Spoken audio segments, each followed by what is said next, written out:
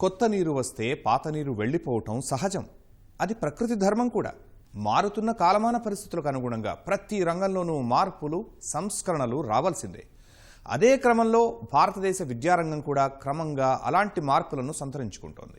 నూతన విద్యా విధానం అమలు మొదలు వైద్య, న్యాయ, ఇంజనీరింగ్ కోర్సులను భారతీయ భాషల్లో బోధించేందుకు ఏర్పాట్ల వరకు దేశ విద్యారంగం సరికొత్త హంగులు అద్దుకుంటోంది. అదే బాటలో CBSE కూడా ఇటీవల ఓ కీలక నిర్ణయం తీసుకుంది.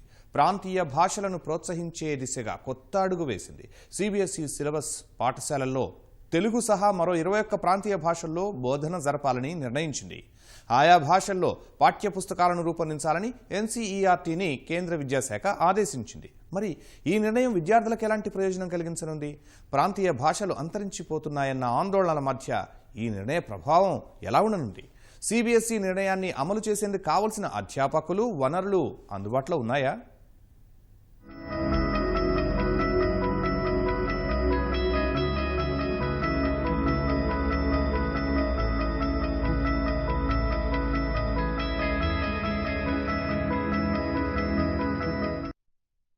మనిషి వికాసానికి తొలిమెట్టు విద్య.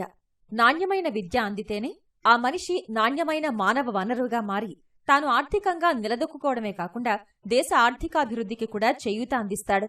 అలా ప్రపంచ దేశాల ఆర్థిక రంగ భవిష్యత్తును నిర్దేశిస్తోంది విద్యారంగం. అలాంటి విద్యారంగం భారత్లో ఇటీవల కొత్త మార్పులు సంతరించుకుంటోంది. మారుతున్న పరిస్థితులు, భవిష్యత్ అవసరాలే ఆలంబనగా సంస్కరణల పథంలో సాగుతోంది. నూతన విద్యా విధానం 2020తో ఈ సంస్కరణలు ఆరంభం కాగా క్రమంగా ఒక్కొక్కటి వాటి జాబితాలో చేరుతున్నాయి. అదే క్రమంలో ఇటీవల కేంద్ర ప్రాథమిక విద్యా బోర్డు CBSE మరో కీలక నిర్ణయం తీసుకుంది. కేంద్రీయ విద్యాలయాలు, ఇతర CBSE అనుబంధ పాఠశాలల్లో పూర్వ ప్రాథమిక స్థాయి నుంచి 12వ తరగతి వరకు మాతృభాషలో విద్యాబోధనను ప్రోత్సహించాలని నిర్ణయించింది. రాజ్యాంగంలోని 8వ షెడ్యూల్లో గుర్తించిన తెలుగు సహా మరో 22 భాషలను ఇందులో చేర్చింది. ఈ మేరకు CBSE తమ అనుబంధ పాఠశాలలకు సర్క్యులర్ జారీ చేసింది. CBSE జారీ చేసిన సర్క్యులర్ను కేంద్ర విద్యాశాఖ మంత్రి ధర్మేంద్ర ప్రధాన్ స్వాగతించారు. భాషా వైవిధ్యాన్ని ప్రోత్సహించడం సహా విద్యార్థులకు మరింత సమ్మిళిత, సమగ్ర బోధన అందించేందుకు ఇది దోహదం చేస్తుందని అన్నారు. మాతృభాషలో నేర్చుకోవడం వల్ల విద్యార్థులకు తమలోని సమగ్ర పరిజ్ఞానాన్ని బయటపెట్టేందుకు అవకాశం లభిస్తుందని పేర్కొన్నారు. ఇష్టమైన భాషలో నేర్చుకోవటం వల్ల పాఠాలను మరింత ఉత్తమంగా నేర్చుకోవడానికి అవకాశం లభిస్తుందని తెలిపారు. CBSEలో 22 భాషలను ప్రవేశపెట్టడం ద్వారా విభిన్న భాషా నేపథ్యం కలిగిన విద్యార్థులు తమ ప్రతిభను మరింత ఉత్తమంగా చాటుకోవడానికి సరైన వాతావరణాన్ని ఏర్పరచడాన్ని బోర్డు లక్ష్యంగా నిర్దేశించుకుందని ధర్మేంద్ర ప్రధాన్ వెల్లడించారు. CBSE సర్క్యులర్ నేపథ్యంలో 22 ప్రాంతీయ భాషల్లో పాఠ్యపుస్తకాల ముద్రణకు చర్యలు తీసుకోవాలని కేంద్ర విద్యాశాఖ జాతీయ విద్యా పరిశోధన, శిక్షణ మండలి NCERTని ఆదేశించింది. ఆ సంస్థ వెంటనే ఈ పని ప్రారంభించినందున వచ్చే విద్యా సంవత్సరం నుంచి పాఠ్యపుస్తకాలు అందుబాటులోకి రానున్నాయి. CBSE నిర్ణయం అమల్లోకి వస్తే అనేక ప్రయోజనాలు కలగనున్నాయి. పూర్వ ప్రాథమిక స్థాయి నుంచే పిల్లలు తమ మాతృభాషపై ప్రత్యేక దృష్టి సారించడంతో పాటు ఇతర భాషల్ని తెలుసుకుంటే బహుభాషా నైపుణ్యం చిన్నారుల ఆలోచనా పరిధిని మరింత విస్తృతం చేస్తుంది. జాతీయ విద్యా విధానం 2020 కూడా ఇదే విషయాన్ని నొక్కి చెబుతోంది. కనీసం 5వ తరగతి వరకైనా మాతృభాషలో విద్యాబోధన ఉండాలని, 8వ తరగతి ఆ తర్వాత కూడా మేలని స్పష్టం చేస్తోంది. విద్యార్థులు తాము ఎంచుకున్న భాషలో చదువుకోవటం వల్ల నాణ్యమైన విద్యను పొందేందుకు అవకాశం లభించనుంది. CBSE పరీక్షలను కూడా విభిన్న భాషల్లో నిర్వహించనున్నారు. దీని ద్వారా విద్యార్థులు తమ ప్రతిభను మరింత సమర్థవంతంగా ప్రదర్శించేందుకు అవకాశం లభించనుంది. ఇది విద్యార్థులు తామెంచుకున్న భాషలో చదువుకోవడానికి అవకాశాన్ని కల్పించడమే కాకుండా సమ్మిళితత్వాన్ని బలోపేతం చేయడం సహా సాంస్కృతిక గౌరవాన్ని పెంచగలదని భావిస్తున్నారు. ఒక నానుడి మనం వెంకయ్యనాయుడు గారు చెప్పినట్టు మన కళ్ళు తల్లి అయితే, తల్లి భాష అయితే కళ్ళజోడు ఇంగ్లీష్ భాష అని ఒక సందర్భంలో నేను ఒక మీటింగ్లో విన్నాను. అలాంటి వెంకయ్యనాయుడు గారు చాలా అడుగు ఇక్కడ కింద మన ఉపరాష్ట్రపతి గారు ఇక్కడ నుండి నెల్లూరు నుంచి ఢిల్లీ లెవెల్లో చక్రం తిప్పడానికి ఎన్నో అవకాశాలు వచ్చాయి. అది తెలుగు చదువుకోవటం వల్ల. ఆ తెలుగు చదువుకోవడాన్ని తెలుగులో నిష్ణాతులైతే ఇంగ్లీష్ కూడా నిష్ణాతులు అవడానికి చాలా అవకాశాలు ఉన్నాయి. అలాంటి తెలుగుని మనం మరవద్దు. అయితే ఈ మధ్యకాలంలో చాలా వాదనలు వినపడుతున్నాయి. ఎలాంటి వాదన అంటే కేంద్ర ప్రభుత్వం మన దగ్గర సిబిఎస్ సిలబస్సులో తెలుగు కంపల్సరిగా 1వ తరగతి నుంచి 12వ తరగతి వరకు కంపల్సరిగా తెలుగు అమలు చేయాలి అని కేంద్ర ప్రభుత్వం ఈ మధ్యకాలంలో అన్ని రాష్ట్రాలకి 21 భాషలకి మాతృభాషలో, ఇప్పుడు రైల్వే ఎగ్జామ్ చూసుకున్నట్టయితే తెలుగులో అన్ని ప్రాంతీయ భాషల్లోనూ నిర్వహిస్తున్నారు. అలాగే తెలుగు భాష మనం కాపాడుకోవాలి. విద్యాబోధనను మాతృభాషల్లో చేపట్టాలన్న సిబిఎస్ఈ నిర్ణయం సత్ఫలితాలివ్వగలదు అనే వాదనలు వినిపిస్తున్నాయి. ఎందుకంటే విద్య, పాలన, న్యాయస్థానాలు, సమాచార రంగం ఇలా అన్ని రంగాల్లో వ్యవహార భాషగా మాతృభాష ఉండడం సమాజ పురోభివృద్ధికి, భాషా వికాసానికి దోహదం చేస్తుందని నిపుణులు అంటున్నారు. సృజనను బయటపెట్టడానికి, తార్కిక శక్తికి, భావ వ్యక్తీకరణకు ఇతర భాషల కంటే మాతృభాష మరింత దోహదం చేస్తుందని వారు అభిప్రాయపడుతున్నారు. ఒక జాతికి గుర్తింపు భాషాపరంగానే వస్తుంది. మాతృభాష మనిషి మనోభావాలకు ప్రతినిధి అయినట్లుగానే సమాజ ప్రభావానికి అద్దం పడుతుందని నిపుణులు చెబుతున్నారు. ప్రాథమిక విద్య మాతృభాషలోనే సాగాలని, అదే శాస్త్రీయ విధానమని అనేక సంఘాలు ఇప్పటికే నివేదించాయి. ఈ నేపథ్యంలో పూర్వ ప్రాథమిక స్థాయి నుంచి 12వ తరగతి వరకు మాతృభాషలో విద్యాబోధనను చేపట్టాలని సిబిఎస్ఈ తీసుకున్న నిర్ణయం స్వాగతించదగ్గ పరిణామంగా భావిస్తున్నారు. ప్రాథమిక స్థాయిలో 5వ తరగతి వరకు కూడా తప్పనిసరిగా మాతృభాషలోనే విద్యాబోధన జరగాలని సర్వేపల్లి రాధాకృష్ణన్ దగ్గర నుంచి అందరు మేధావులు చెప్పారు. కానీ ఇంగ్లీషు మోజు ఉండవచ్చు, ఇంగ్లీషు మోజే కానీ దాన్ని నేర్చుకోవద్దని ఎవరు ఏమి చెప్పట్లేదు. కానీ మాతృభాషను పోగొట్టుకోవటం మాత్రం మహాపరాధం. అది ఎటు కాకుండా చేయటము పిల్లలను నడి సముద్రంలో పడేసినట్టుగా అవుతుంది. నేను ఒక లెక్చరర్గా, ప్రిన్సిపాల్గా నేను అనుభవిస్తున్నాను.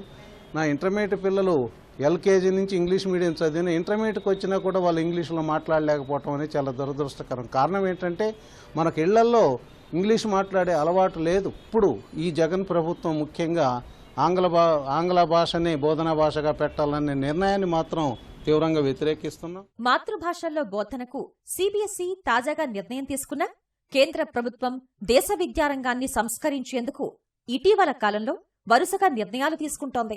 విద్యా వ్యవస్థలో ఉన్న లోపాలను సరిదిద్దే చర్యలు చేపడుతోంది. దీనికి నూతన విద్యా విధానం 2020తోనే శ్రీకారం చుట్టింది. ముఖ్యంగా ఉన్నత సాంకేతిక విద్యాబోధనలో ప్రాంతీయ భాషలకు ప్రాధాన్యమిస్తోంది. వైద్య, న్యాయ, ఇంజనీరింగ్ వంటి కోర్సుల్ని భారతీయ భాషల్లో బోధించేందుకు తగిన మార్గసూచి తయారీకి ప్రత్యేక టాస్క్ ఫోర్స్ని ఏర్పాటు చేసింది. కేంద్ర ప్రభుత్వ ప్రణాళికకు అనుగుణంగా తెలుగుతో పాటు 11 భారతీయ భాషల్లో ఇంజనీరింగ్ కోర్సుల నిర్వహణకు అఖిల భారత సాంకేతిక విద్యా మండలి సైతం ఆమోదం తెలిపింది. ఆంగ్ల పాఠ్యపుస్తకాలను 12 ప్రాంతీయ భాషల్లోకి తర్జుమా చేసేందుకు కృత్రిమ మేధ ఆధారిత ప్రత్యేక పరికరాన్ని యూనివర్సిటీ గ్రాంట్ కమిషన్ తయారు చేసింది. మాతృభాషల్ని పరిరక్షించాలంటే అలాంటి సాంకేతికతను ఉపయోగించుకుంటూ పాఠ్యపుస్తకాలు, సంప్రదింపు గ్రంథాలను స్థానిక భాషల్లో అందుబాటులోకి తెచ్చేందుకు రాష్ట్రాల ఉన్నత విద్యామండళ్లు కూడా చర్యలు తీసుకోవాల్సిన అవసరం ఉంది. ఇప్పుడు చాలా రాష్ట్రాల్లోనూ లేకపోతే మొత్తం దేశం మొత్తం మీద కూడా ఇంగ్లీషు భాషా ప్రభావం వల్ల మాతృభాషలు నశించిపోయేటటువంటి పరిస్థితి వచ్చింది. ఇటువంటి సమయంలో సిబిఎస్ఈ ఇలాంటి నిర్ణయం తీసుకోవడం అనేటటువంటిది చాలా సంతోషకరమైనటువంటి విషయం. దీనివల్ల అన్ని మాతృభాషలు మళ్ళీ మనుగడలోకి వస్తాయి. దానివల్ల విద్యార్థులు మాతృభాషలో చదువుకునేటటువంటి అవకాశం కలుగుతుంది. మాతృభాషలో చదువుకోవడం వల్ల విద్యార్థుల బుద్ధి కుశలత అనేటటువంటిది తప్పకుండా పెరుగుతుంది అని ఇప్పటికే శాస్త్రజ్ఞులందరూ చెప్పారు. కాబట్టి ఇది మంచి నిర్ణయంగా నేను భావిస్తూ ఉన్నాను. తరగతి గదిలోనే దేశ భవిష్యత్తు రూపుదిద్దుకుంటుందని కొఠారి కమిషన్ చెప్పింది. అంచేత దీనికి కొఠారి కమిషన్ అనుగుణంగానే త్రిభాష సూత్రం అనేటువంటి ప్రవేశపెట్టారు. అంటే త్రిభాష ఉపయోగం ఏంటంటే మాతృభాషతో పాటుగా ఇంగ్లీష్ కానీ ఆంగ్లం కానీ ఇతర భాషలు నేర్చుకోవచ్చని చెప్పారు. ఇప్పుడు దక్షిణ భారతదేశాన్ని, ఉత్తర భారతదేశాన్ని తీసుకున్నట్లయితే దక్షిణ భారతీయులంతా కూడా ఉత్తర భారత భాషని కూడా నేర్చుకోవాలని, అదేవిధంగా దక్షిణ భారతీయులు ఉత్తర భాష హిందీ అనేటువంటి నేర్చుకోవాలనేటువంటి త్రిభాష సూత్రం అనేటువంటి ప్రవేశపెట్టారు. అయితే ఏదైనప్పటికీ మాతృభాషలోనే సంపూర్ణమైనటువంటి జ్ఞానాన్ని సముపార్జించడానికి అవకాశం ఉంటుంది. మాతృభాషలో విద్యాబోధనకు కేంద్ర విద్యాసంస్థల స్థాయిలో అనేక చర్యలు తీసుకుంటున్న కొన్ని రాష్ట్ర ప్రభుత్వాలు మాత్రం ఆంధ్రప్రదేశ్ ప్రభుత్వ తీరే ఇందుకు ఉదాహరణ. ఏపీ సర్కార్ 2022 విద్యా సంవత్సరం నుంచి ప్రభుత్వ పాఠశాలల్లో 5వ తరగతి మొదలు ఆంగ్ల మాధ్యమంలో విద్యాబోధనను ప్రవేశపెట్టింది. ఆ తర్వాత ఇటీవల ప్రభుత్వ పాఠశాలల్లో విద్యార్థుల సామర్థ్యాన్ని అధ్యయనం చేసిన రాష్ట్ర సర్కార్ వాటి ఫలితాలను మాత్రం బయటపట్టలేదు. దీనిని సవాల్ చేస్తూ హైకోర్టులో పిటిషన్ దాఖలు కాగా పిటిషనర్ చెప్పిన విషయాలను ఆలకించిన హైకోర్టు ఆంధ్రప్రదేశ్లో విద్యా వ్యవస్థ తీరుపై విస్మయం వ్యక్తం చేసింది. 5వ తరగతి విద్యార్థులు 2వ తరగతి పాఠాలు, 10వ తరగతి విద్యార్థులు 5వ తరగతి పాఠాలను చదవలేకపోవటం ఏంటని ఆశ్చర్యం వ్యక్తం చేసింది. ఇలాంటి దుస్థితికి సిగ్గుపడాలని వ్యాఖ్యానించింది. భవిష్యత్ తరాలను తయారు చేసేది ఇలాగేనా అని ప్రశ్నించింది. దేశ భవిష్యత్తు విద్యార్థులతోనే ముడిపడి ఉందని పేర్కొంది. మాతృభాష రాకపోతే గతంలో సిగ్గుపడేవారమని, ఇప్పుడేమో తెలుగు రాదని గొప్పలు చెప్తున్నారని ఆవేదన వ్యక్తం చేసింది. ఈ పరిస్థితుల్ని చూస్తుంటే ఎటు వెళ్తున్నామో అనే సందేహం కలుగుతోందని వ్యాఖ్యానించింది. మాతృభాషపై పట్టు లేకుంటే ఇతర భాషల్లో రాణించలేమని అభిప్రాయపడింది. భారతదేశంలో బ్రిటిష్ పాలన ఉండటం వలన భారతదేశం లాంటి అనేక కామన్వెల్త్ కంట్రీస్లో ఇంగ్లీష్ భాషకి ప్రాధాన్యత పెరిగింది. ఇంగ్లీష్లో చదువుకుంటే ఉద్యోగాలు వస్తాయనో, ప్రపంచ మార్కెట్లో పోటీ పడతామనో అనే ఒక భావన తీసుకురావడం జరిగింది. కానీ ఈరోజు అమెరికాలో ఇండియన్స్ కన్నా ఎక్కువ మంది ఉద్యోగం చేస్తుంది చైనా వాళ్ళు, జపాన్ వాళ్ళు. వారు వారి మాతృభాషలోనే విద్య నేర్చుకున్నారు. ఆంధ్రప్రదేశ్లో ఇటీవల రాష్ట్ర ప్రభుత్వం ప్రాథమిక విద్య నుంచి సెకండరీ విద్య వరకు కూడా ఇంగ్లీష్ మీడియంని ప్రవేశపెట్టడం, దాని ద్వారా ఎక్కువ సత్ఫలితాలు వస్తాయని పెద్ద ఎత్తున ప్రచారం చేయడం జరిగింది. కానీ గత 4 సంవత్సరాల అనుభవాన్ని పరిశీలిస్తే దాదాపు 6 లక్షల మంది విద్యార్థులు 1వ తరగతి నుంచి 10వ తరగతి మధ్య చదువు మానుకోవటం, ఇతర ప్రైవేట్ స్కూల్స్కి వెళ్ళటం అనేది గమనిస్తున్నాం. ప్రభుత్వ పాఠశాలల నుండి దాదాపు 6 లక్షల మంది విద్యార్థులు బయటికి వెళ్లారంటే దానికి ప్రధాన కారణం ఈ మాతృభాషలో విద్యని కొనసాగించకుండా ఇంగ్లీష్ భాషని వారి మీద రుద్దటం. ప్రపంచంలో 6,000కు పైగా భాషలున్నాయి. అంతరించిపోగా మరికొన్ని అదే దారిలో ఉన్నాయని యునెస్కో ప్రకటించింది.